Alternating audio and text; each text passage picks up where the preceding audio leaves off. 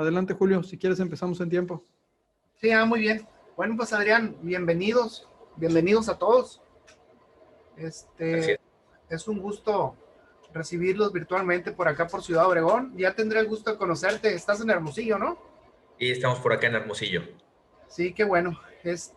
Entonces, pues, darte la bienvenida. Creo que mi presidente Jesús Nares se ha de ver ahí, no lo veo por aquí. Se ha de ver cuatrapeado, pero pues bueno, yo te doy la bienvenida. Esperemos que se incorporen ahorita, que se vayan incorporando los demás. Y pues te cedo la palabra, Octavio, para mientras ahorita que llega mi presidente que quería ahí que nos diera unas palabritas. Claro, si no, no te preocupes, si no, tú me das que intervenga cuando se incorpore. Pues, Adrián, antes que nada agradecerte la reunión el día de hoy. Para nosotros es un privilegio poderte escuchar y pues compartir contigo lo que es este tema que me parece que es muy importante, no nada más en el estado de Sonora, sino a nivel nacional, sobre todo con todas las reformas que se están dando, con los cambios y bueno, con esta avalancha de esquemas de fiscalización que se están implementando no nada más a nivel federal, sino incluso a nivel estatal a través del anexo 8 de esta ley de coordinación fiscal. De parte del presidente José Manuel López Campos, nuestro agradecimiento y de nueva cuenta solicitarte que le extiendas también su saludo al titular en funciones, al maestro Plasencia. Y pues como en cada una de estas reuniones, a mí no me queda más que agradecerle a Óscar Fernández el que haya hecho posible el que se celebraran estas 32 ya rondas de los derechos, de las jornadas de los derechos de los contribuyentes. Se escucha 32, pues son un chorro, son todas las entidades federativas y pues llegamos afortunadamente a más de 2,800 personas distintas que se conectaron a estas jornadas durante estos meses, más las reproducciones que se han dado por YouTube, más las reproducciones por Facebook, más el material que está para consulta de todo el sector terciario. Como Confederación de Cámaras Nacionales de Comercio, Servicio y Turismo, que de acuerdo con la ley de cámaras empresariales y sus confederaciones son los representantes del sector terciario y un organismo obligado de consulta para las autoridades federales, pues el mantener y sostener este tipo de reuniones con las delegaciones de Prodecon son fundamentales, ya que ustedes son nuestro apoyo, son en alguno de tus delegados, compañeros, decía que eran como, pues quien equilibraba en el box, ¿no? O sea, no es lo mismo que llegue uno con muchos conocimientos, pero pues aunque sea uno Julio César Chávez, si pelea contra Mike Tyson, pues Mike Tyson te va a destrozar, ¿no? Entonces te va a dar un zape y te va a tumbir. Entonces ustedes son ese equilibrio. Pues bienvenido, le regreso la palabra a Julio, no te preocupes, ahorita que entre nuestro presidente, que dé la bienvenida y si no que pues cierre la reunión del día de hoy. ¿Qué te parece? Correcto. Y licenciado Adrián, me voy a permitir leer tu semblanza, ¿verdad? Gracias. Licenciado en Derecho, licenciado Andrés Adrián Flores Soqui, licenciado en Derecho por la Facultad de Derecho de la Universidad Nacional Autónoma de México, Ciudad Universitaria. Inició su etapa laboral en el entonces Tribunal Federal de Justicia Fiscal y Administrativa, en donde trabajó por 2 años. Ha laborado por más de 9 años en Prodecon, habiendo estado en diferentes áreas dentro de la propia institución, como lo fue la Dirección General de Orientación y Asesoría al Contribuyente, en la que fungió como asesor, en la Dirección General de Acuerdos Conclusivos como subdirector, instruyendo procedimientos para la adopción de acuerdos conclusivos. Posteriormente como director de visitas, en donde se encargaba de la supervisión a las delegaciones de la institución. Actualmente es encargado de la delegación Sonora de la Prodecon. Bienvenidos, licenciado Adrián Flores, y pues te cedemos la palabra. Muchas gracias por el espacio y por la oportunidad de platicar con ustedes. Y sí, me encantaría conocerlos pronto. Lamentablemente esta pandemia, algunas cosas las complica y otras las simplifica, ¿no? Creo que esta clase de eventos se vuelve mucho más fácil, tanto la asistencia como el llegar a más personas, pero definitivamente trae muchas complicaciones en el día a día. Pero bueno, gracias por esta oportunidad y aquí en Hermosillo estamos a la orden para lo que se ofrezca. Sí, claro que sí. Y bueno, dicho esto, pues empezamos con la plática programada para el día de hoy. Les voy a platicar un poco de las facultades de comprobación. Y no sé si ya se esté viendo en la pantalla la presentación. ¿Sí? Ok. Sí, ya. Para ya arrancarnos. Ok, las facultades de comprobación las encontramos en general descritas en el Código Fiscal de la Federación, en el artículo 42. Les voy a dar, digamos que señalar ahorita todas y ya después entramos en lo particular, ¿no? En la fracción primera señala la rectificación de errores aritméticos u omisiones que aparezcan en las declaraciones, solicitudes o avisos, para lo cual las autoridades fiscales podrán requerir la presentación de documentos para rectificación de los errores u omisiones. En general, esta es una de las facultades que tiene. Las siguientes dos que les voy a decir son, me parece que las facultades pues más amplias, que son la revisión de gabinete y las visitas domiciliarias. Ambas van relacionadas con la contabilidad y con bienes y mercancías de los contribuyentes. La verdad es que si nos vamos al término contabilidad que viene en el artículo 18 del propio Código Fiscal, estamos hablando que en resumen es todo lo relacionado con la actividad económica de la empresa, ¿no? Muchas veces se tiene la idea de que la contabilidad es solamente pues, los estados financieros, los registros contables, estados de cuenta, pero en general es un concepto amplísimo la contabilidad en términos fiscales y les digo, en resumen, es todo lo relacionado con la actividad económica de la empresa. ¿Qué otras facultades tiene la autoridad? Puede revisar los dictámenes emitidos por contadores públicos, ya sea tratándose de estados financieros, de operaciones con enajenación de acciones, y en general cualquier dictamen para efectos fiscales puede ser revisable por parte de las autoridades. También las autoridades tienen la posibilidad de practicar visitas domiciliarias, pero en específico para determinar unas obligaciones. Vamos a ver más adelante de qué tipo de obligaciones son las que revisan en estas facultades. Puede, dentro de las facultades, practicar o ordenar el avalúo o la verificación física de bienes o mercancías. Digamos que esta facultad se da dentro de las revisiones que hace la autoridad. Pueden también recabar de los funcionarios públicos y empleados federales y de los fedatarios los informes y datos que posean con motivo de sus funciones. Una de las facultades que también vamos a ver más a fondo y que es relativamente nueva son las revisiones electrónicas a los contribuyentes, responsables solidarios o terceros con ellos relacionados, basándose en el análisis de la información y documentación que obra en poder de la autoridad. También la autoridad puede practicar visitas domiciliarias a los contribuyentes a fin de verificar el número de operaciones que puedan ser registradas como ingresos o valor de actos. Y bueno, finalmente, esta es de las últimas adiciones, practicar visitas domiciliarias a los asesores fiscales a fin de verificar que se hayan cumplido con los artículos del 197 al 202 del Código. Aquí estamos hablando de las nuevas obligaciones que se tiene como asesores fiscales de los esquemas reportables. También va a ser auditable, ¿no? Las autoridades pueden realizar visitas domiciliarias para revisar el cumplimiento de estas obligaciones por parte de los prestadores de servicios. Entonces es un punto importante. Recordemos que apenas el próximo año va a entrar en vigor la obligación de empezar a reportar estos esquemas y entonces todavía la revisión de estas va a faltar un poco de tiempo para que empiecen a realizarse. Pero bueno, es una de las facultades con las que cuenta la autoridad. Y bueno, el artículo 42A del Código Fiscal de la Federación nos establece ahí que las autoridades, en un ánimo de programar las facultades de comprobación, puede hacer solicitudes de información y estas solicitudes no implican que ya se haya iniciado con el ejercicio de las facultades de comprobación. Este es un punto importante porque muchas veces se acercan a nosotros los contribuyentes cuando hay alguna clase de solicitud o a veces lo maneja también como carta de invitación la autoridad, pero que justamente requiere esta documentación para programar las revisiones. Es algo que está contemplado en el artículo 42A del Código. Bueno, ya entrando más de lleno a la materia. La visita domiciliaria.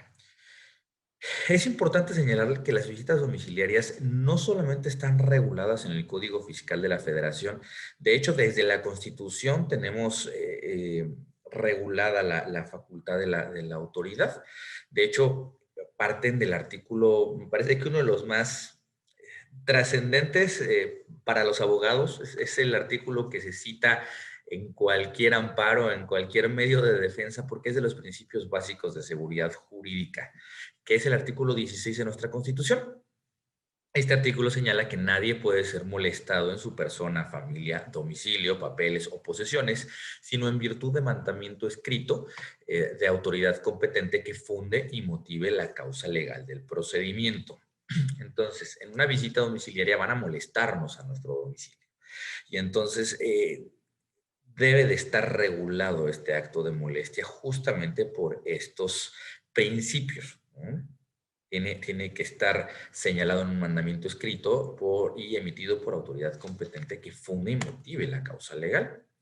Más adelante, este propio artículo 16 nos establece que la autoridad administrativa podrá practicar visitas domiciliarias únicamente para cerciorarse de que han cumplido con reglamentos sanitarios y de policías y exigir la exhibición de libros y papeles indispensables para comprobar que se han cumplido con las disposiciones fiscales, sujetándose en estos casos a las leyes respectivas y las formalidades prescritas para los cateos.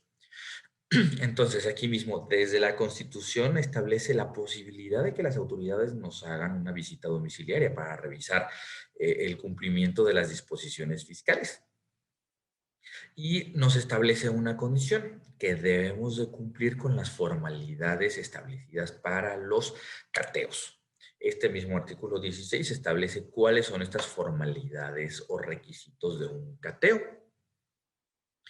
Y señala que en toda orden de cateo, que solo la autoridad judicial podrá expedir y que será escrita, se expresará el lugar que se ha de inspeccionarse, la persona o personas que hayan de aprehenderse y los objetos que se buscan, a lo que únicamente deberá limitarse la diligencia, levantándose en el acto de concluirla una acta circunstanciada en presencia de 2 testigos, propuestos por el ocupante del lugar cateado o, en su ausencia, o negativa por la autoridad que practique la diligencia. Entonces, aquí hay un punto bien importante y desde aquí tenemos algunos fundamentos esenciales para cualquier visita domiciliaria, no solamente para la visita en términos de la contabilidad, de la fracción 3 del artículo 42 que les mencionaba hace un momento, sino en general cualquier visita debe de cubrir con estos requisitos. ¿Cuáles son en resumen? Debe de constar por escrito la visita. Debe de ser emitida por una autoridad competente. Debe expresar el nombre de la persona a la cual se va a inspeccionar y el lugar en el que ha de inspeccionarse. Ahí hay una excepción cuando se trata de comercio exterior, la ley aduanera establece ahí una excepción al transporte, pero en general para revisar el domicilio se tiene que señalar a quién va dirigido y en qué lugar debe de realizarse. Debe de precisarse el objeto de la visita y no se puede revisar más que lo que venga en el propio objeto de la visita. Si en el transcurso de la visita la autoridad descubre o advierte que hay otros supuestos que amerita revisar, tiene que emitir una nueva orden. Y bueno, debe cumplir con los demás requisitos que establezcan las leyes de la materia.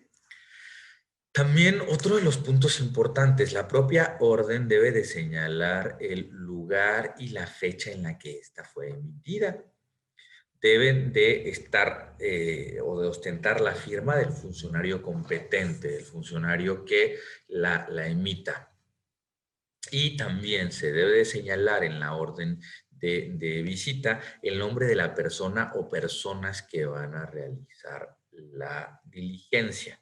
Entonces, estos son principios fundamentales y si la autoridad al momento de realizar una visita domiciliaria omite alguna de estas, definitivamente trae una violación al debido proceso y por lo tanto podría ser ilegal.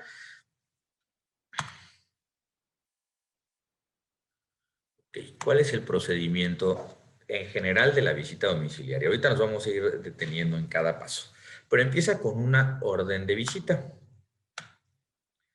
Cuando se notifica la orden de visita, se levanta un acta de inicio de esta visita domiciliaria. Y cada vez que van al domicilio, se tienen que levantar actas parciales. Como les explicaba hace un momentito, cuando de las formalidades del artículo 16 para las órdenes de cateo, establecen desde ahí la obligación de que se levanten actas en las diligencias que se lleven a cabo. Pero aquí lo importante es que en una visita domiciliaria, pues pueden acudir varias ocasiones las autoridades a nuestro domicilio. Cada vez que van al domicilio tienen que levantar un acta parcial de las situaciones que se deban hacer constar respecto de esta visita a nuestro domicilio. ¿Cuántas puede levantar la autoridad? Las que sean necesarias. Nuestra visita empieza a cerrar con el levantamiento de la última acta parcial. Posteriormente se levanta el acta final y ya al final se determina el crédito derivado de esta revisión. Ok, formalidades de la visita.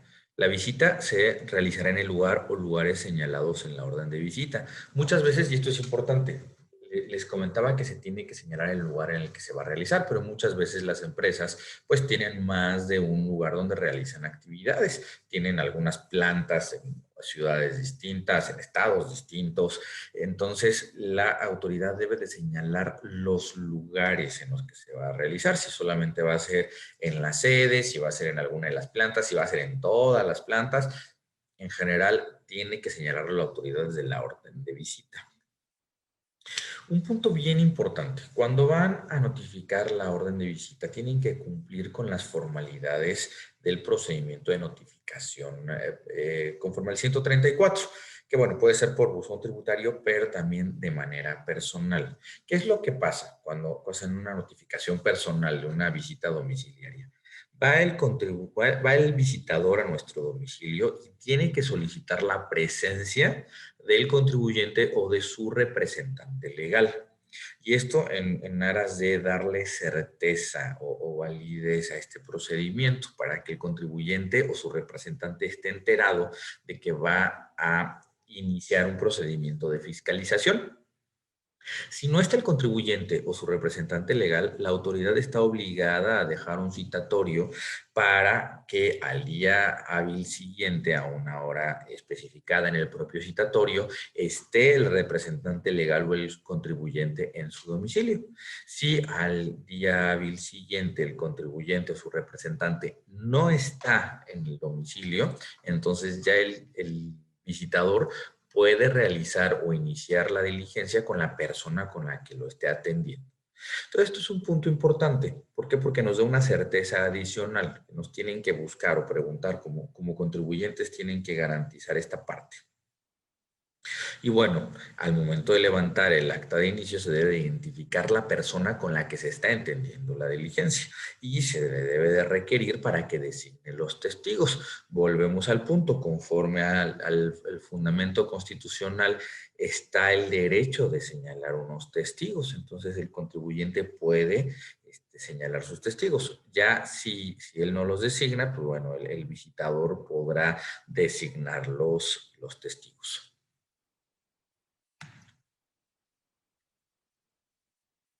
Ok, algo que también puede pasar en el momento en el que se está llevando a cabo una visita domiciliaria, y de hecho es más común de lo que ustedes pensarían, pero que la visita le inicie una determinada autoridad y que haya una sustitución de autoridades. A veces puede estar realizando una visita una autoridad coordinada, la Secretaría de Finanzas del gobierno de algún estado, y que posteriormente el SAT la sustituya y termine el SAT la visita, o incluso me ha tocado algunos casos donde es el SAT, pero por ejemplo es fiscalización estratégica o algún área de grandes contribuyentes y la empresa lo amerita, es la que termina la revisión.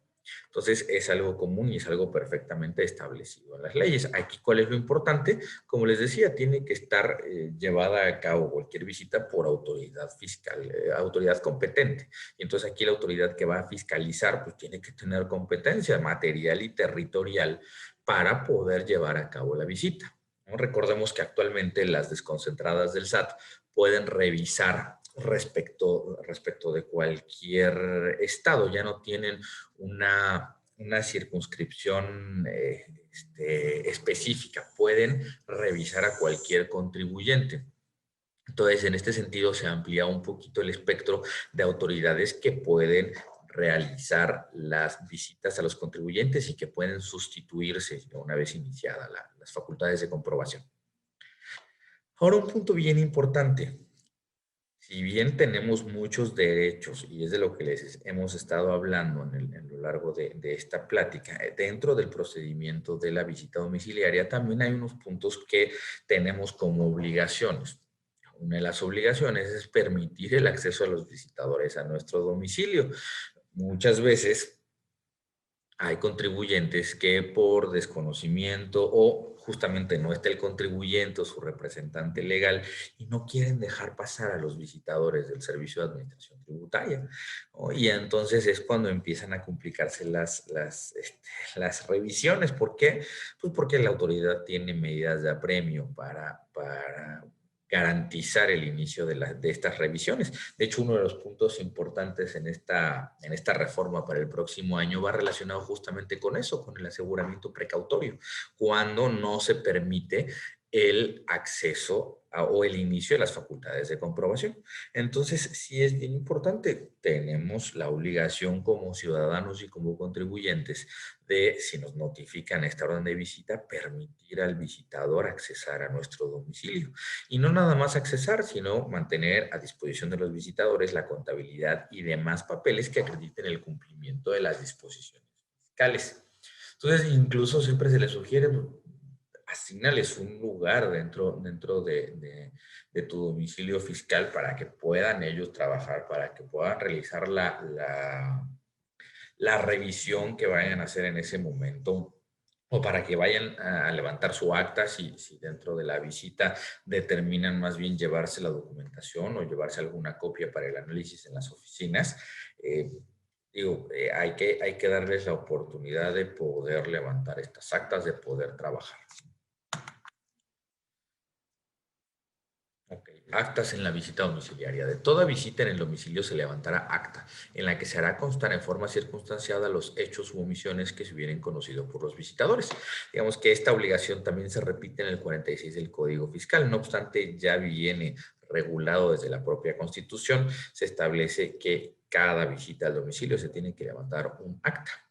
Los visitadores podrán levantar actas parciales o complementarias en las que se hagan constar hechos, omisiones o circunstancias de carácter concreto en los que de los que se tenga conocimiento en el desarrollo de la visita. Pues cualquier cuestión que se tuvo conocimiento, que se investigó, que se constató dentro del procedimiento, lo tienen que asentar en un acta. Ahora bien, el propio artículo 46 también nos establece otra posibilidad dentro de las visitas, que el acta sea levantada en la oficina de las autoridades. Cuando resulte imposible continuar o concluir el ejercicio de las facultades de comprobación en los establecimientos del visitado, las actas en las que se haga constar el desarrollo de una visita en el domicilio fiscal podrán levantarse en las oficinas de las autoridades fiscales. Pueden darse muchos supuestos dentro del ejercicio de las facultades de comprobación, ¿no? Por ejemplo, aunque es un supuesto para incluso suspender las visitas y que se prolonguen, pero a veces puede levantarse una huelga y que no pueda pasarse a las oficinas del contribuyente, o bien tiene ya 3 años que fue el terremoto en la Ciudad de México y que muchos inmuebles quedaron destruidos o aun cuando no estaban destruidos quedaron dañados estructuralmente y entonces el dictamen estructural señalaba que no debían de pasar al domicilio fiscal. Bueno, pues en estos casos son circunstancias pues, extra que no dependen del contribuyente, que no dependen de la autoridad, y por los cuales estaría plenamente justificado que más bien las actas se levanten en el domicilio de la autoridad. Definitivamente cualquiera de estas situaciones pues debe de estar debidamente motivado y debe de señalarse en la propia acta los motivos por los cuales se está levantando en la oficina de la autoridad y no en el domicilio del contribuyente. Pero bueno, es algo que tiene la facultad, la autoridad de hacerlo. Ok, y aquí ya entramos en el tema interesante, la última acta parcial. En la última acta parcial se consignarán cada uno de los hechos y omisiones presentados dentro del desarrollo de la visita. Entonces, dentro de las visitas domiciliares tiene que haber este documento en el cual se hace la compilación básicamente de todo lo que se fue encontrando a lo largo de la visita domiciliaria, ¿no? Tiene que señalar todos y cada uno de los hechos o omisiones desarrollados en la visita. ¿Esto por qué? Porque justamente aquí es donde se ejerce un derecho fundamental que tenemos como contribuyentes, que es el de la garantía de audiencia. Que nosotros seamos oídos dentro de este trámite administrativo. Nos señala el artículo 46 que una vez levantada el acta final tenemos un plazo de 20 días para que la autoridad levante el acta final y dentro de este plazo podemos presentar documentos, libros, registros con el objetivo de desvirtuar los hechos u omisiones asentados en la última acta parcial. Entonces, es bien importante y aquí hay otro punto que me gustaría señalar. Conforme a la Ley Federal de los Derechos del Contribuyente, establece que tenemos que contar con una garantía de audiencia, pero además debemos de ser oídos dentro del trámite administrativo. Y de hecho hay criterios del Poder Judicial que señala que esta garantía de audiencia no es nada más darte este plazo, sino es realmente escucharte o realmente atender a lo que se está manifestando. Entonces, sí hay que ser muy cuidadosos con qué señalamos y cómo lo señalamos, porque muchas veces, dependiendo de todo lo que se ofrezca en este plazo de 20 días, pues podemos, una de dos, o convencer a la autoridad de que está incurriendo en algún error o está valorando en forma incorrecta o insuficiente alguna de las pruebas o documentos que se aportaron a lo largo de la visita. O bien, desde ahí podemos empezar a preparar una defensa adecuada, ¿no? En caso de que no se pueda concluir la visita sin observaciones, o incluso empezar a preparar un acuerdo conclusivo, si es el caso, ¿no? Pero el punto es que desde ahí, desde que se está analizando esta última acta parcial y desde que se aportan estas pruebas, estamos ya empezando a preparar o a sentar las bases o el terreno para la conclusión de esta visita o de esta revisión que me está realizando la autoridad. ¿Qué pasa si no ejerzo este derecho? Si dentro de los 20 días no aporto ninguna prueba, se entiende que estoy consintiendo lo que se asentó en la última acta parcial. Entonces, sí es bien importante porque aquí opera un principio de derecho, que de hecho yo creo que es de los más conocidos, ¿no? Este del que calla otorga, aquí aplica, ¿no? Hay una afirmativa ficta, ¿no? Estoy convalidando lo que la autoridad asentó en su última acta parcial si yo no aporto pruebas o hago algún argumento dentro de este plazo de 20 días. Y bueno, vencidos estos 20 días, se tiene que levantar el acta final. Si en el cierre del acta final de la visita no estuviera presente el visitado o su representante, se dejará citatorio para que éste esté en una hora determinada al día siguiente. Si no se presentare, el acta se levantará con quien estuviere presente en el lugar visitado. Y entonces volvemos aquí al mismo principio que hablábamos para la notificación de la orden de visita. También al momento de levantar el acta final deben de agotarse estas formalidades de la notificación. Debe de preguntarse por el contribuyente o su representante legal y si no está, se deja citatorio. Entonces, aquí estos empiezan a contar o a considerar algunos puntos importantes para efectos de la validez de la visita. ¿Por qué? Porque la autoridad tiene un plazo para terminar su visita. tiene un plazo para levantar el acta final, pero dentro de este plazo pues juega el levantamiento de la última acta parcial, juega justamente esta posibilidad de que se tiene que dejar, más bien esta obligación de tener que dejar citatorio si es que no está el contribuyente o su representante legal, y todo esto lo tiene que considerar la autoridad al momento de notificar estas diligencias o realizar estas diligencias. Y bueno, las actas parciales se entenderá que forman parte integrante del expediente de la visita, aunque no se señalan expresamente. Y una vez levantada el acta final, no se podrán levantar actas complementarias sin que exista una nueva orden de visita.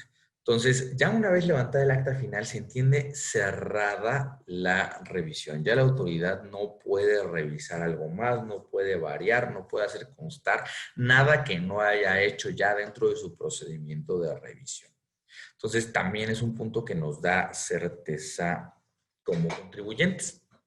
De hecho, aquí me gustaría hacer un paréntesis. Cuando estamos viendo el acuerdo conclusivo, si ustedes revisan el artículo 69C del código, pues establece que el acuerdo conclusivo procede cuando no se están o hay diferencias en la calificación de hechos o omisiones, cuando el contribuyente no está de acuerdo en la calificación de hechos o omisiones llevada a cabo por la autoridad, y estamos en la última acta parcial, acta final, oficio de observaciones o preliquidación. Pero también este propio artículo nos dice que puede ser en cualquier momento, bueno, y al menos lo que dice actualmente es hasta antes de que se notifique la resolución que determine el crédito. Entonces, muchos contribuyentes vienen antes de que se levante la última acta parcial o el acta final, y es perfectamente legal. Pero yo siempre les digo a los contribuyentes, a veces vale la pena esperarse a que se levanten, en este caso, la última acta parcial o preferiblemente el acta final. ¿Por qué? Porque la autoridad ya terminó su revisión. Ya no puede asentar algo adicional dentro de su visita. Ya no puede revisar nuevas cosas. Si viene antes de que se levante el acta final, pues la autoridad formalmente no ha terminado la visita y no necesariamente se agota toda la visita dentro del procedimiento del acuerdo conclusivo. Entonces, sí es un punto importante, ¿no? Y siempre es recomendable esperarse a este punto. ¿Por qué?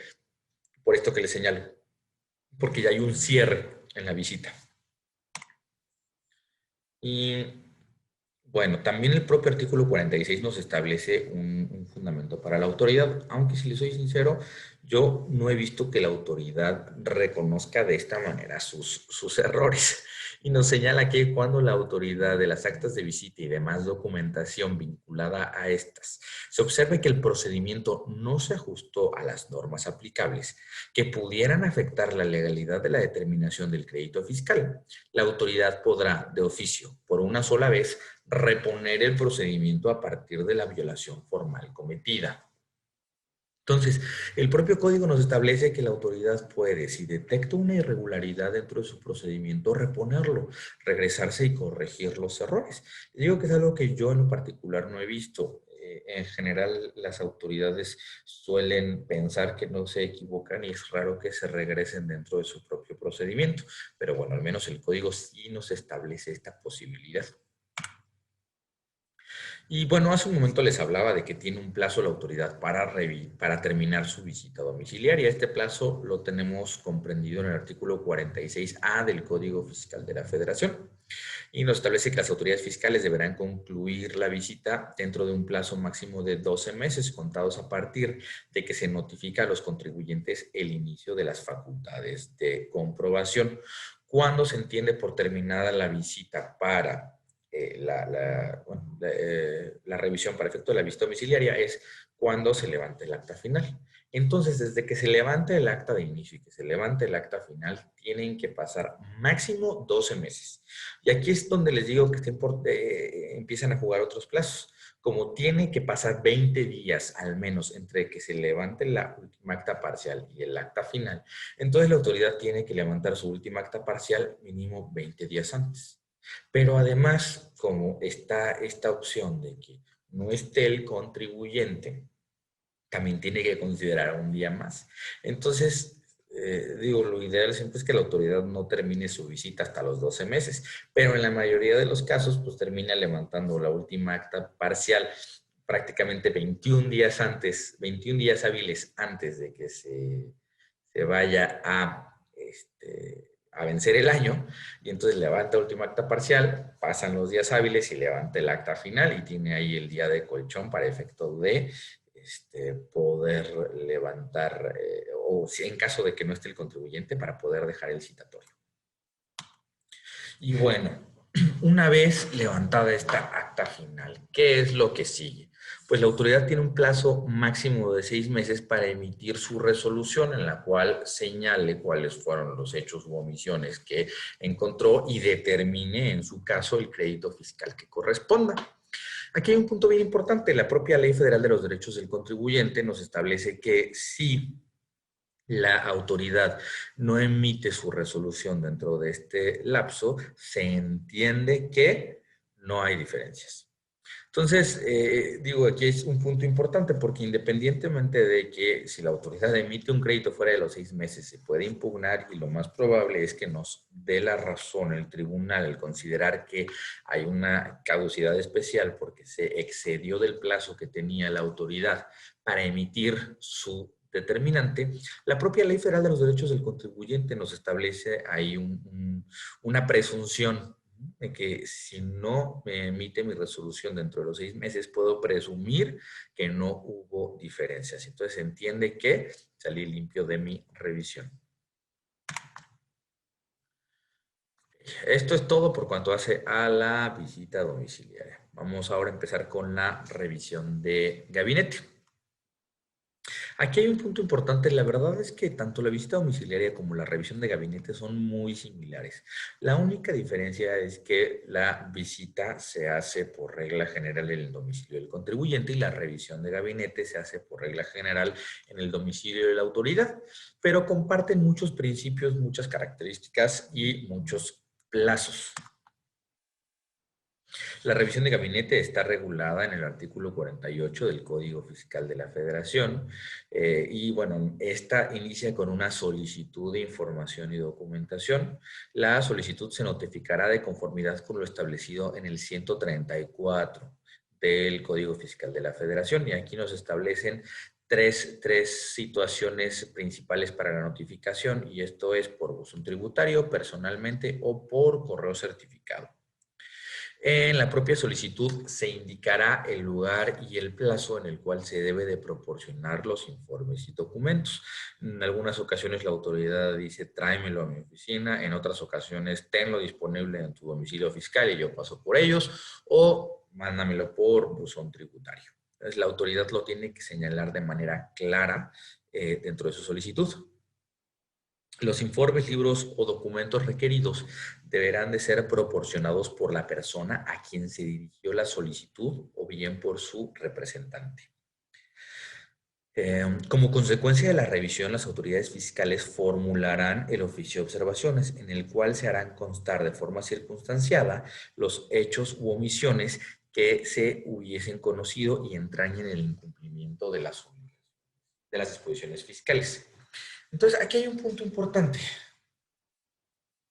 ¿Qué nos establece? Aquí el documento con el cual se cierra la revisión de gabinete es el oficio de observaciones.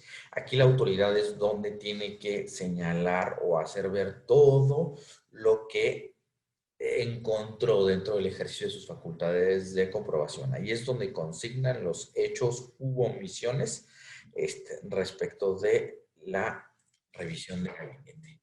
Y este oficio de observaciones también se debe de notificar conforme a las formalidades del artículo 134 del Código Fiscal de la Federación, por buzón tributario, personalmente o por correo certificado. A esto de personalmente me refiero a lo que les he estado hablando constantemente, de esta opción de que el notificador vaya al domicilio del contribuyente, pida por el contribuyente o su representante legal y si no está, pues tiene la obligación de dejarle el citatorio. Cuando no hubiera observaciones, la autoridad fiscalizadora comunicará al contribuyente mediante oficio la conclusión de la revisión de gabinete, que la verdad es muy raro que pase. Si ya está la autoridad ahí, encuentra algo. sea válido o no, pero encuentra algo. Luego, el contribuyente o el responsable solidario contará con un plazo de 20 días contados a partir del día siguiente, en el que surta efectos la notificación del oficio de observaciones para presentar los documentos, libros o registros que desvirtúen los hechos u omisiones, así como para corregir su situación fiscal. Cuando se trata de más de un ejercicio revisado, se ampliará el plazo por 15 días más, siempre que el contribuyente presente el aviso dentro del plazo inicial de 20 días. Y al igual que con la visita domiciliaria, se tendrán por consentidos los hechos u omisiones consignados en el oficio de observaciones si el plazo probatorio el contribuyente no presenta la documentación que los desvirtúe. Entonces, lo mismo, si yo no le digo nada a la autoridad dentro de estos 20 días hábiles de que me notificaron el oficio de observaciones, lo estoy consintiendo. Estoy de acuerdo con lo que me está observando la autoridad. Entonces, sí es bien importante estar al pendiente. Y justamente por eso tenemos estas opciones de que se nos notifique o por buzón, personalmente o por correo certificado, para darnos esta certeza de que estamos conociendo estas hechos o omisiones y para tener esta garantía de audiencia, para poder ser realmente oído dentro del trámite administrativo. Cuando dentro de este procedimiento la autoridad, el contribuyente dentro de estos 20 días no corrija su situación fiscal conforme a lo señalado en el oficio de observaciones o bien no desvirtúe los hechos u omisiones, se emitirá una resolución en la que se determinen las contribuciones o aprovechamientos omitidos, la cual se notificará al contribuyente cumpliendo con lo señalado en la fracción primera del artículo 134 que hemos citado ya en tantas ocasiones. Y bueno, les decía que es muy similar el ejercicio de la revisión de gabinete y el de la visita domiciliaria porque comparten muchos plazos.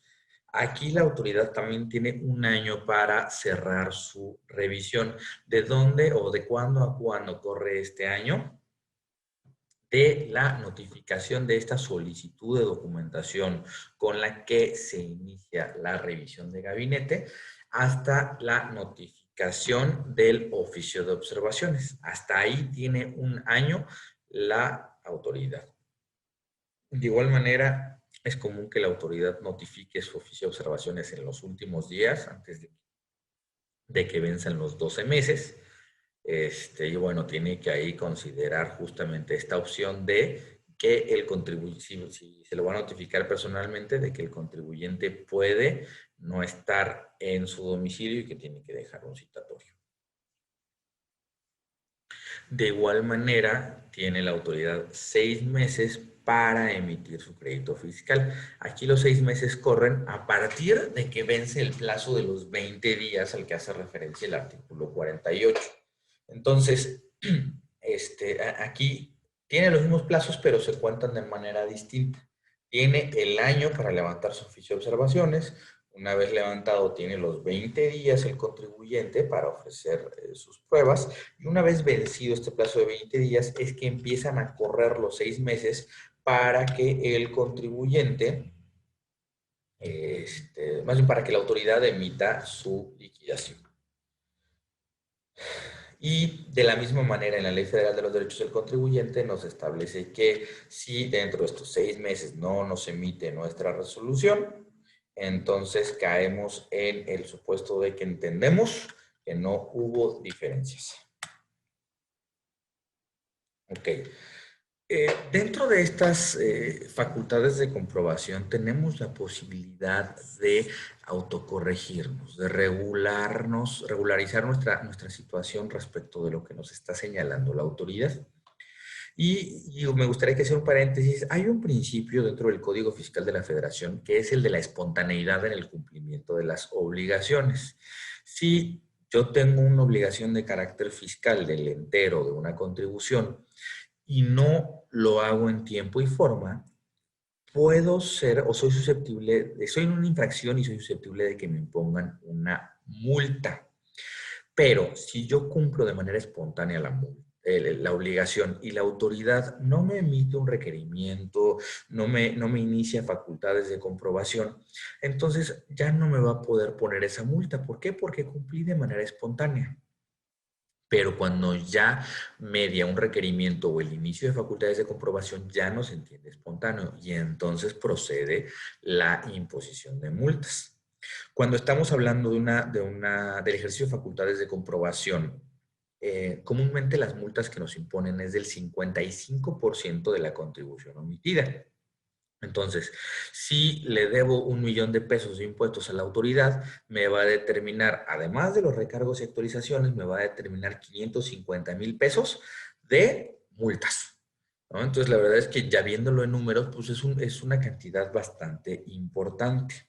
Pero conforme a la Ley Federal de los Derechos del Contribuyente, tengo la posibilidad de regularizar mi situación fiscal y que con esta regularización se reduzcan los montos de las multas que me va a imponer la autoridad.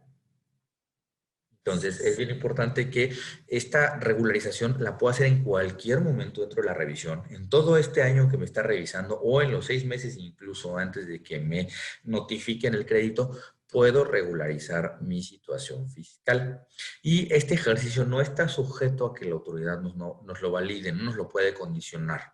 No me puede decir, no, te tengo que decir yo si te regularizas o no. No, yo tengo la posibilidad de regularizarme en cualquier momento. Digo, aquí lo importante es que me regularice bien, conforme a lo que está señalando la autoridad, pero tengo este derecho.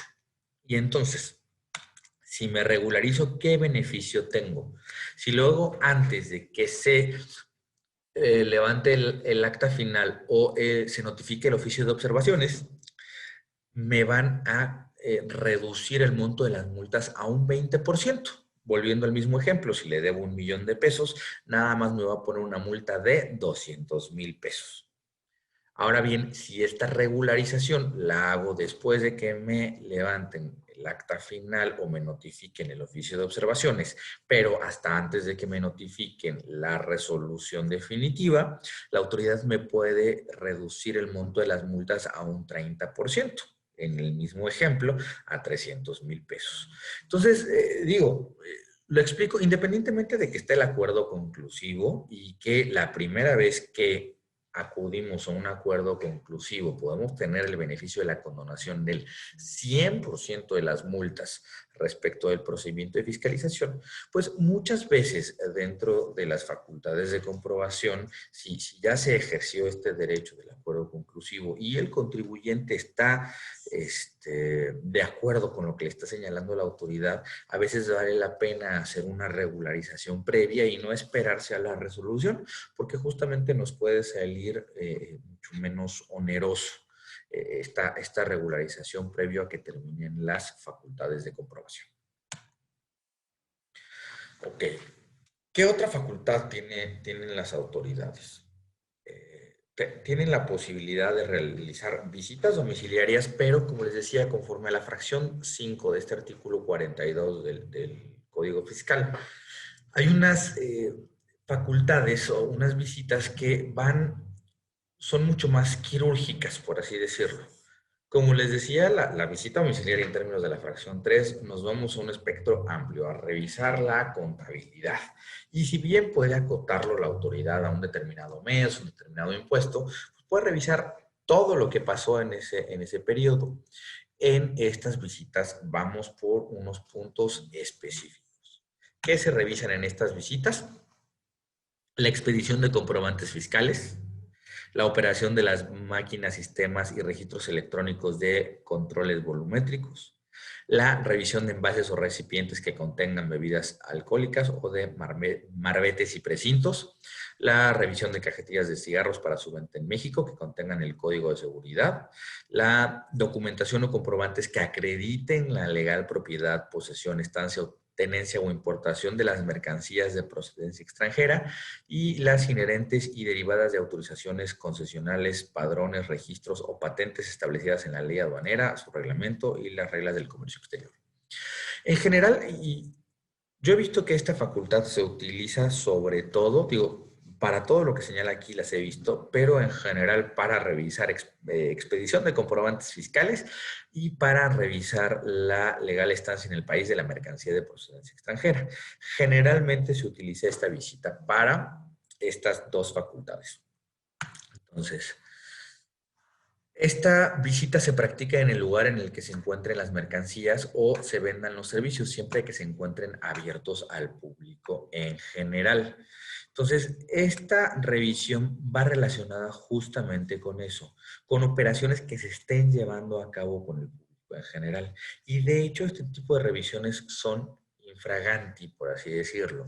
No atendemos al principio de la otra visita domiciliaria, donde nos dejan un citatorio para que al día hábil siguiente me espere el contribuyente. Como justamente estamos cumpliendo, verificando algunas obligaciones que tendrían que estar siempre, por ejemplo, la expedición de los comprobantes, si es un contribuyente que regularmente no expide comprobantes y le avisamos que va a ir, pues bueno, al día siguiente va a estar todo en orden y todo perfecto.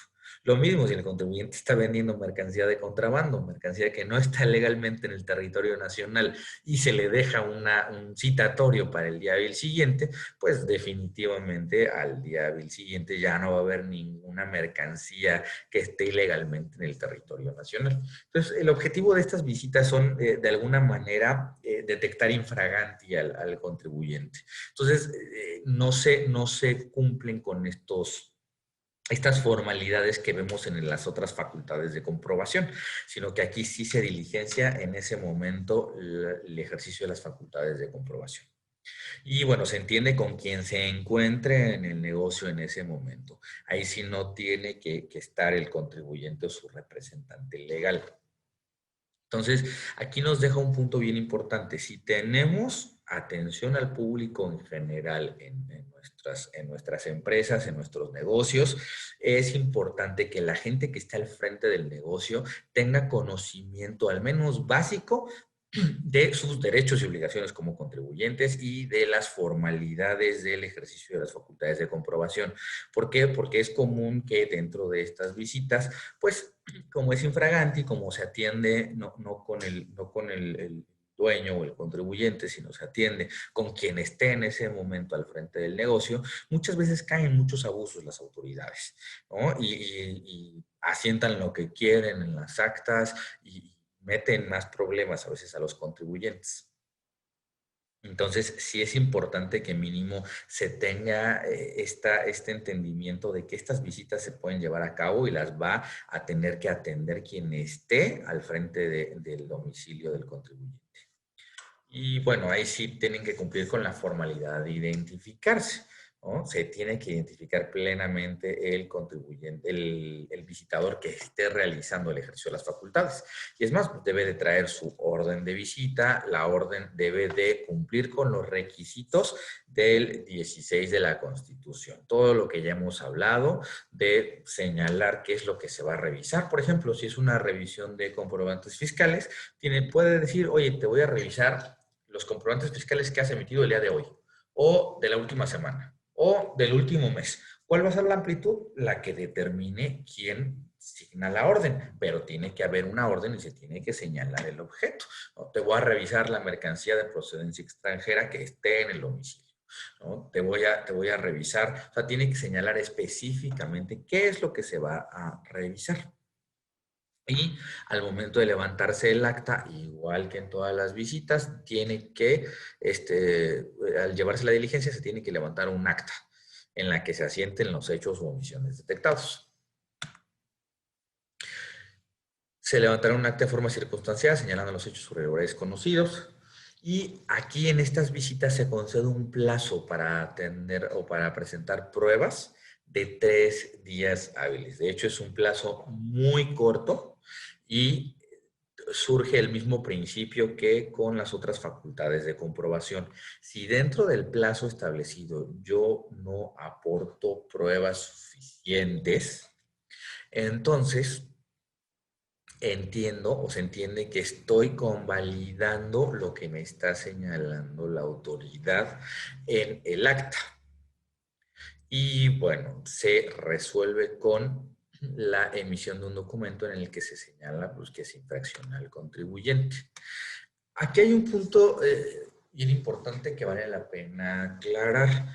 Tanto en la visita domiciliaria de la fracción 3 como en la visita de la fracción 5, en ambas se puede realizar la verificación de mercancía de procedencia extranjera. Entonces, en las dos visitas se puede caer en este supuesto. Pero, ¿qué es lo que pasa?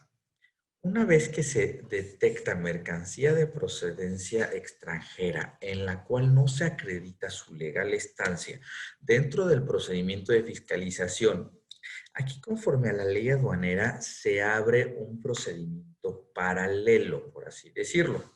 Entonces, ya no continúa la visita ordinaria o puede continuar más bien la revisión ordinaria, pero de manera paralela se abre otro procedimiento, que es un procedimiento administrativo en materia aduanera. Y es importante señalarlo, ¿por qué? Porque al abrirse este procedimiento administrativo en materia aduanera, cambian los plazos y cambian los momentos en los cuales se tiene que hacer este ejercicio de la garantía de audiencia y puedo hacer valer mis derechos. Entonces, una vez que me inician este procedimiento administrativo en materia aduanera, se levanta un acta de inicio de este PAMA y se tiene un plazo de 10 días hábiles para presentar pruebas y realizar alegatos. Entonces, este mismo derecho que nos da en las otras facultades de comprobación, aquí también nos lo da, pero es en 10 días y son siguientes a la fecha en la que se levanta esta acta de inicio del PAMA. Entonces, ya en este plazo puedo presentar las pruebas que acrediten la legal estancia en el país de la mercancía, ya sea con la factura, con el pedimento, si es una revisión al transporte, con la carta de porte puede ser suficiente. Entonces, tengo ahí el plazo para demostrar que al menos legalmente o que no es mi obligación acreditar la legal estancia en el país de la mercancía, dependiendo del supuesto en el que estemos. Pero tenemos esta posibilidad de igual manera de cumplir esta garantía de audiencia.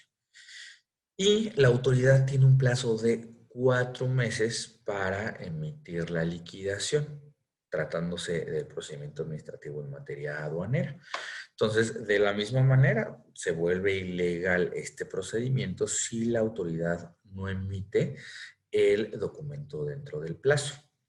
Aquí un punto bien importante. La verdad, el procedimiento administrativo en materia aduanera, como su principal objetivo es combatir el contrabando, que es un delito y es un delito que afecta pues, de manera fuerte las finanzas públicas. La verdad es que es un procedimiento bastante invasivo, muy agresivo. ¿Por qué? Porque en ese momento que se levanta el acta de inicio, se embargan todas las mercancías de las cuales no se acredita la legal estancia en el país de la mercancía. Y la verdad es que una vez embargadas, es muy difícil que el contribuyente se vuelva a juntar con estas mercancías. ¿Por qué? Porque hay que acreditar no nada más la legal estancia en el país de la mercancía, sino que para que nos la devuelvan una vez que si se acredita la legal estancia o bien si nos determinan un crédito, nos vamos al medio de defensa y le ganamos a la autoridad y dejamos sin efecto el procedimiento administrativo en materia aduanera, de todos modos tengo que acreditar que yo soy el legítimo dueño de esta mercancía. Entonces, ahí es donde empezamos a encontrar problemas, porque, bueno, es mercancía de procedencia extranjera, pasa mucho con los carros, entonces el contribuyente sí tiene el certificado de propiedad, pero es un certificado americano, entonces hay que cumplir con otros requisitos para poderle acreditar a la autoridad la propiedad del mismo. Entonces, sí es un procedimiento bastante engorroso, bastante agresivo. Pero bueno, dentro del mismo tenemos la posibilidad de acreditar la legal estancia y, por lo tanto, de desvirtuar cualquier tipo de observación por parte de las autoridades. ¿Qué otras facultades tienen? Otra de las facultades principales que tiene la autoridad y que es de las últimas que se incluyeron en este catálogo de las autoridades es la revisión electrónica. La revisión electrónica la encontramos en la fracción 9 de este artículo 42 del Código Fiscal de la Federación. ¿Y qué es lo que nos dice esta revisión? Con base en la información y documentación que obra en su poder, las autoridades fiscales darán a conocer los hechos que deriven en la omisión de contribuciones y aprovechamientos o en la comisión de otras irregularidades a través de una resolución provisional o preliquidación, en caso de que los hechos consignados sugieran el pago de algún crédito fiscal.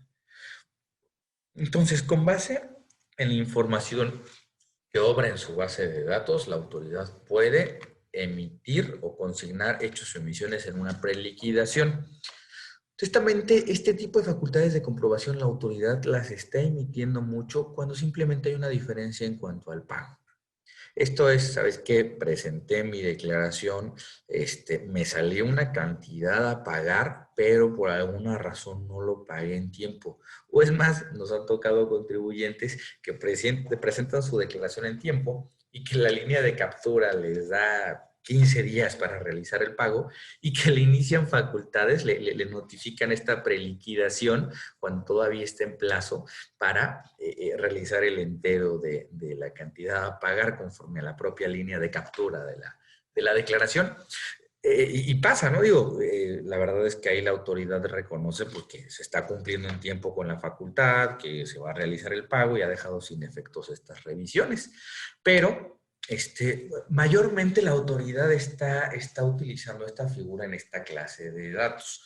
Como no es una revisión de toda su contabilidad, sino parte de lo que obra en sus sistemas, comúnmente va por este tipo de diferencias ya muy claras, ¿no? Respecto a alguna declaración parcial, respecto a la declaración anual, que hay una omisión en las sumas, que hay una omisión en los pagos, que no cuadra lo que se presentó en la DIOT y lo que se está declarando como ingresos. En esta clase de situaciones, comúnmente ha sido esto el objeto de las revisiones de gabinete.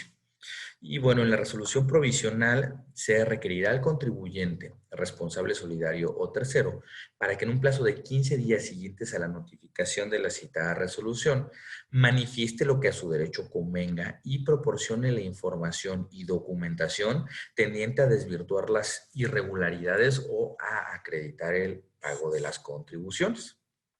Entonces, aquí le da la autoridad al contribuyente un plazo de 15 días. Para lo mismo, para esta garantía de audiencia, o me regularizo si es que tiene razón la autoridad, o bien presento mis pruebas en el sentido de desvirtuar lo que me está asentando la autoridad.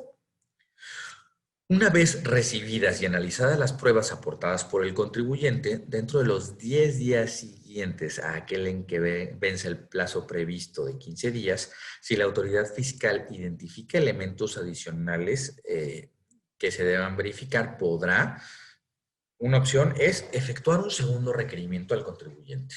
Y este segundo requerimiento lo tiene que atender el contribuyente dentro del plazo de 10 días.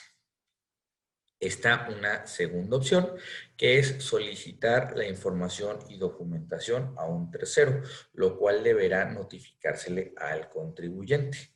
El tercero deberá atender la solicitud en 10 días y la información y documentación que aporte deberá darse a conocer al contribuyente, quien contará con un plazo igual para manifestar lo que a su derecho convenga. Entonces, ¿cuáles son las opciones? Requerir al propio contribuyente o bien solicitarle a un tercero la información, pero de la misma manera tiene que el contribuyente conocer cuál es la documentación que está aportando este tercero, porque si no, pues dejamos al contribuyente en estado de indefensión, no tiene la posibilidad de desvirtuar lo que le está señalando este tercero.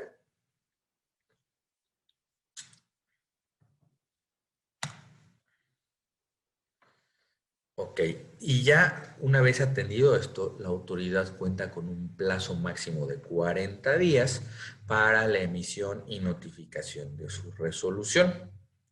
Los actos y resoluciones administrativos, así como las promociones de los contribuyentes a que se refiere este artículo, se notificarán y presentarán en documentos digitales a través del buzón tributario.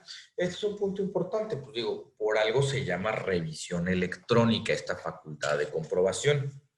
porque va dirigida justamente a atender todo por los medios electrónicos, ¿no?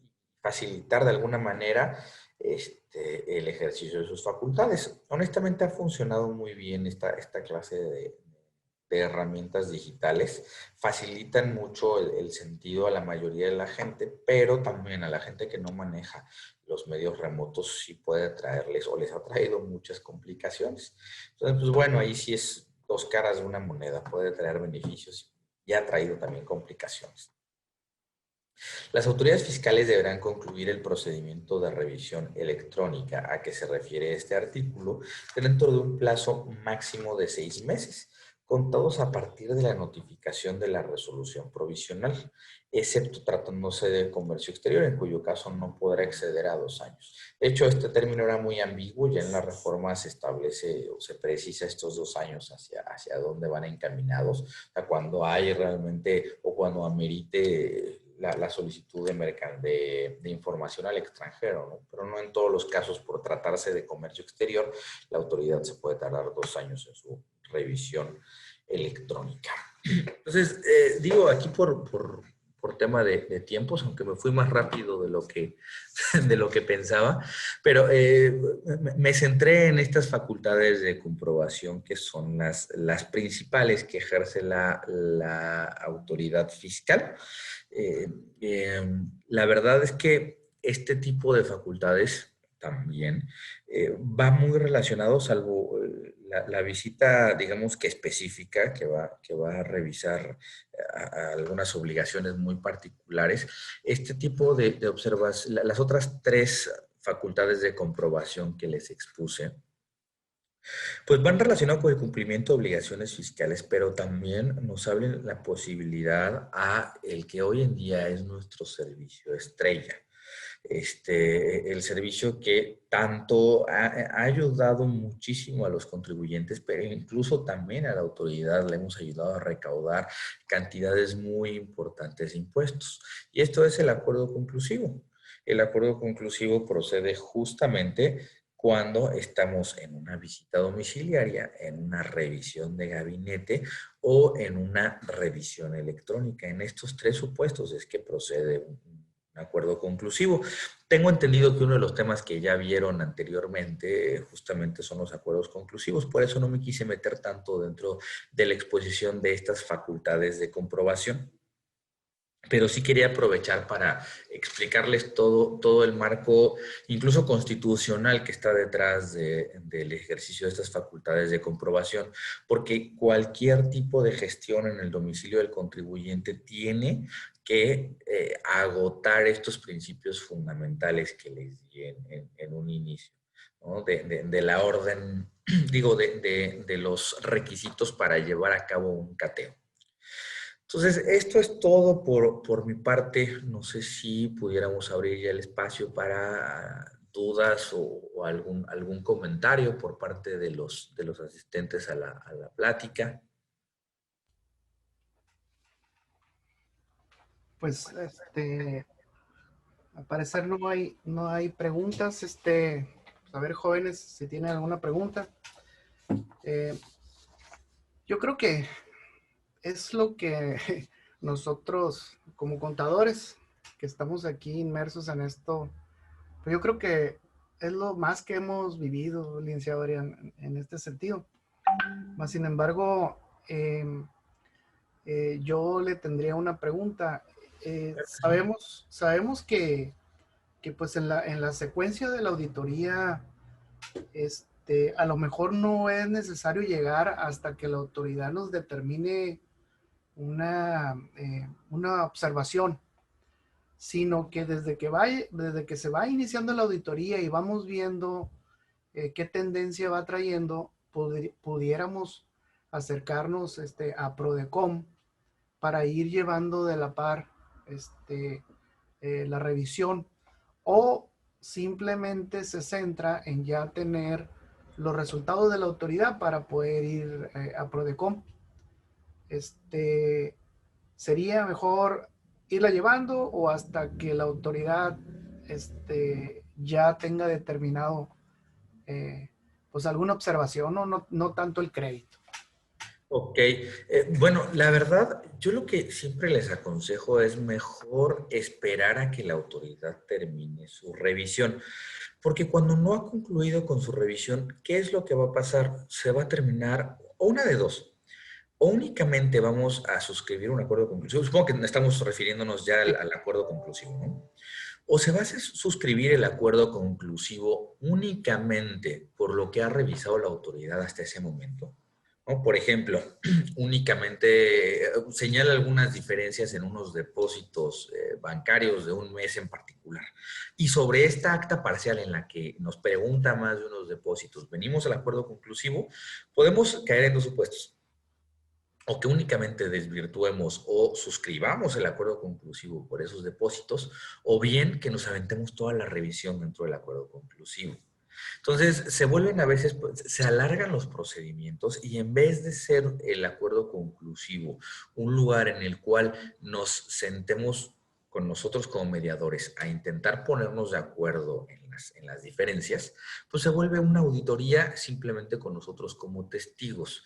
Entonces, es un procedimiento más cansado. Es válido, es viable, está previsto en la ley, pero a veces sí es importante seguir, digamos, que los procedimientos naturales. Yo he visto que funciona mejor dejar que la autoridad termine su revisión y ya que la autoridad terminó de ver, ya que conocemos el criterio que tiene general, porque puede ser que al principio de la visita tenga un criterio, pero conforme va avanzando entiende la operación de la empresa o entiende qué es lo que está alrededor, o nos queda claro que no la entiende, que muchas ocasiones es lo que pasa. Y entonces ya de ahí podemos partir, ¿no? Me parece y he visto mucho más práctico los acuerdos conclusivos cuando ya terminó la autoridad su revisión. Pero bueno, está la opción de ambas sobre la mesa y sea como sea, se les da entrada, se suspenden los plazos y nos sentamos a participar en este procedimiento. Sí, es que muchas veces eh, cuando llega la visita, eh, ya pues más o menos sabemos por lo que vienen, ¿no? Entonces, pues muchas veces uno sabe ya el pecadillo que se trae y en una tendencia de terminar rápido esto y de que de alguna manera pues no se metan en la revisión, no se den cuenta de otras cosas, ¿no? Entonces, pues, ir llevando la auditoría a la par como para decir, oye, ¿sabes qué? La autoridad, pues mira, pues, está bien, aquí ya esto es por más o menos lo que llevas, vamos platicando, ¿no? Y para apoyarnos en la disminución de los beneficios que nos da un cierre conclusivo con ustedes, pues, pues nos acercamos rápido, ¿no? Pues fíjate que puede ser un arma de dos filos, ¿eh? Porque a final de cuentas recuerda que el acuerdo conclusivo suspende los plazos. Entonces, a veces me ha tocado, no en todos los casos y cada vez es menos, pero hay veces que el acuerdo conclusivo dura más que el procedimiento de fiscalización, ¿no? Digo, se han ido puliendo algunas cosas. A veces lo que pasaba es que el contribuyente no da o da a cuentagotas la información. La autoridad no la analiza y pide toda la información un mes antes de que terminen los 12 meses. Y entonces la verdad es que se va a la presuntiva y todo lo que son depósitos lo determina y rechazo todas las deducciones y eso pasa. Y entonces realmente la auditoría se da dentro del acuerdo conclusivo. Pero un punto importante, pues digo, si ya levantó su última acta parcial, su acta final, pues ya la autoridad no puede aumentarlo. Entonces eso le juega un poquito a favor al contribuyente. Y digo, ya suspendidas las facultades, pues a veces la autoridad al contrario, si hizo su revisión, ahí se va al final, si se esperó al final para solicitar toda la información, si la analizó toda en un mes, pues el acuerdo conclusivo simplemente en su contestación tiene 20 días hábiles, que es un mes más, ¿no? Y dentro del procedimiento, pues tiene 6 meses a veces, 8 meses para seguir revisando. Entonces, puede jugarle a las dos. Puede ser que sí, la autoridad ya no revise algo porque ya el contribuyente quiere regularizarse de una vez, pero al contrario, también lo que puede pasar es que ya la autoridad, sabiendo que tiene un poco más de tiempo por esta suspensión, pues le eche más lupa, ¿no? Entonces, puede jugar en un sentido o en el otro. Y el otro comentario es de que, bueno, con la reforma del 5A, quién sabe cómo vaya a mutar esto, ¿no? De las decisiones que tomen cuando se esté cerrando la auditoría, pues que no le den razón de negocio, que desconozcan los efectos fiscales.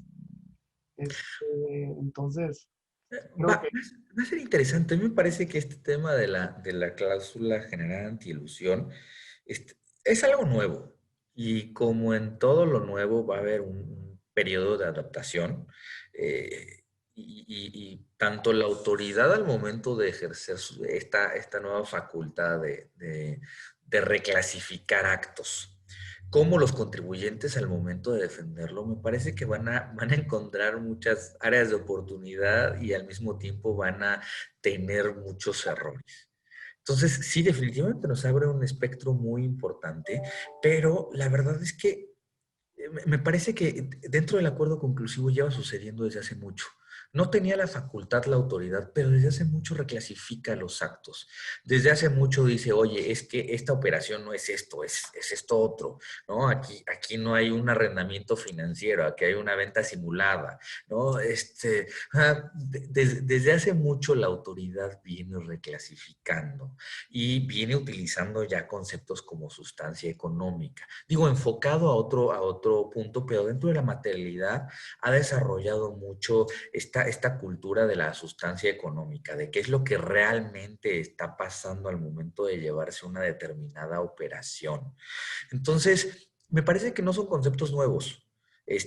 Lo que es nuevo es que ahora hay un procedimiento para ello. Ahora hay reglas. Antes no había reglas. Antes estaba el arbitrio de la autoridad que estuviera revisando el ejercicio de las facultades y de la amplitud o capacidad que tuviera desde el auditor hasta el administrador, ¿no? Ahora ya pues, hay un procedimiento, hay otras autoridades que intervienen, ¿no? Ya en un tema económico. Entonces, me parece que como en todo, trae algunos beneficios, trae algunas complicaciones y va a ser muy interesante verlo en la práctica. no, pues excelente. Excelente, pues si ya no hay más preguntas, compañeros,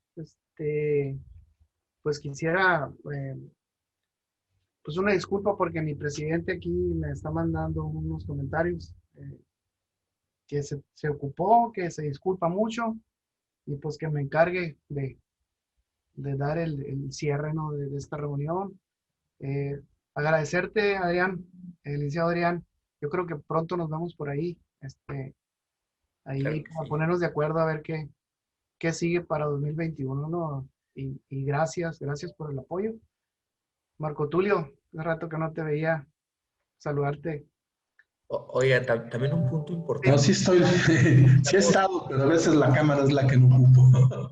Así es. La verdad es que cuentan conmigo en tema de si quieren organizar algún foro, si quieren que preparemos algún tema, alguna exposición, algún evento. Incluso hay muchas veces que las empresas buscan eventos hacia adentro de cumplimiento de obligaciones fiscales para sus trabajadores. Podemos organizar eventos o incluso apoyarles en declaraciones, en cuestiones así podemos organizar algún evento, el objetivo de esto es generar una sinergia. Nosotros tenemos el objetivo de estar permeando en la cultura contributiva, en el cumplimiento de las obligaciones, pero también en todos los derechos que tenemos como contribuyentes. Entonces, cuenten conmigo en serio, no nada más tratando, yo siempre les digo, espero que no tengan contingencias fiscales, pero si tienen una, cuenten conmigo. Pero además en toda esta parte de pláticas, de capacitaciones, de presentación de declaraciones, véanos como un mismo equipo, ¿no? Incluso pues yo he visto a veces los contadores dicen, no, es que la verdad es que para estar presentando declaraciones por salarios, pues voy a perderle más en tiempo que lo que me va a representar, ¿no? A veces es eso.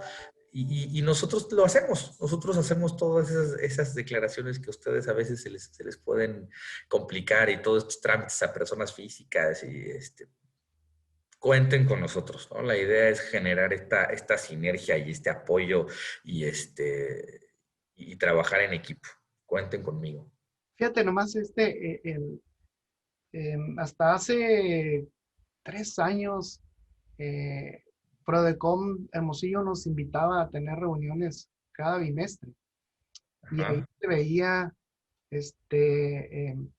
todo el trabajo que ustedes iban llevando y nos citaban a los colegios, a las cámaras, entonces éramos una mesita como de 14 más o menos.